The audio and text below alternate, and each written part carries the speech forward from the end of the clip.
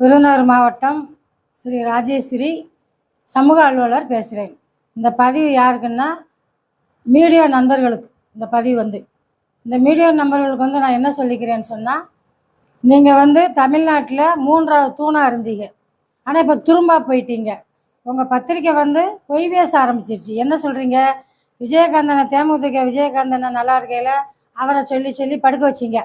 அந்த நேரம் எங்கள் கையில் மீடியா இல்லை. ஆனால் அதே மாதிரி நீங்கள் பிரேமலதா விஜயகாந்தை படுக்க வைக்கலான்னு நினைக்கிறீங்க. அது நடக்காது ஒருபோதும். இப்போ எங்கள் கையில் மீடியா இருக்குது. பதிலுக்கு பதில் அடிக்கிறதுக்கு எங்கள் கையில் மீடியா வந்துருச்சு. நீங்கள் எஸ்சிக்கு அந்த அம்மா சீட்டு கொடுக்க வேண்டாம்னு சொல்லிச்சா? ஏழையாவது பதிவாயிருக்கா? அப்படி ஒரு பதிவு இருந்தால் கொண்டு வாங்க. அதை நாங்கள் அம்மாட்ட சொல்லிக்கிறோம்.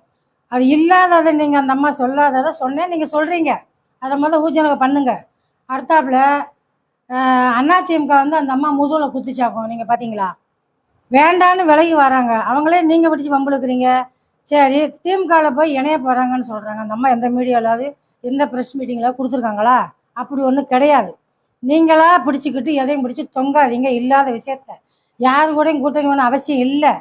தேமுதிகவை பலமான கட்சியாக இருக்குது. இந்த ஜெயலலிதா அம்மாவுக்கு அடுத்து பிரேமலதா விஜயகாந்த் தான் வரணும். நாங்கள் விரும்புகிறோம், மக்கள் விரும்புகிறாங்க. எந்த கட்சியில் கூட்டணி செய்யணும் அவசியம் இல்லை. அதை விட்டு போட்டு நீங்கள் பத்திரிக்கை நிறுவலாக பார்த்து நீங்களாக கணிச்சு எதுவும் பேச வேண்டாம். பேசுகிறது நல்லா இல்லை. இப்படி பேசிக்கிட்டு இருந்தீங்கன்னு சொன்னால் நாங்கள் அடுத்தடுத்து உங்களுக்கு போட்டுருவோம். நாளைக்கு ஒரு குழந்தை இருந்தால் கூட நீங்கள் மறைச்சிடுவீங்க. அப்படி வந்துட்டீங்க நீங்கள் பத்திரிக்கை நிறுவர்கள். நான் மனசார வேண்டிக்கிறோம், இனிமேல் பொய்ய பேசாதீங்க. பேசினால் உண்மையை பேசுங்க. நீங்கள் தேவையில்லாத பேசுனா அதை பேச நாங்கள் கேட்போம். கொண்டாயா அந்த ஆதாரத்தை கொண்டாம்பா, நீ கொடுத்துருவியா? இல்லை தேமுதிக ஒரு மகாநாடு வச்சாலும் சரி, ஒரு பொதுக்கூட்டம் போட்டாலும் சரி, ஓட்டு காட்டு போனாலும் சரி, அவங்க 5 பைசா யாருக்காச்சும் கொடுத்து கூட்டிகிட்டு வராங்களா? இது தானாக சேர்ந்த கூட்டம். இன்றைக்கி வேறு கட்சி எடுத்துக்கோ, கோழி பிரியாணி 300 ரூபா சம்பளம். இது கொடுத்தா தான் வண்டியில் போய் ஏறுறான் முதல்ல. அந்த மாதிரி கட்சி நினச்சிக்கிட்டு இருக்கியா? அதுக்கு வேற ஆளை பாரு. அந்த மாதிரி கட்சியை நீ போட வேண்டியதானே?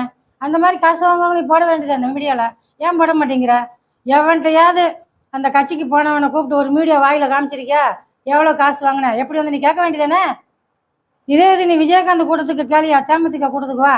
எவ்வளோ வாங்கின ஒவ்வொருத்தன் வாயில வை, எவ்வளோ வாங்கிருக்குன்னு சொல்கிறான்னு பார்ப்போம்.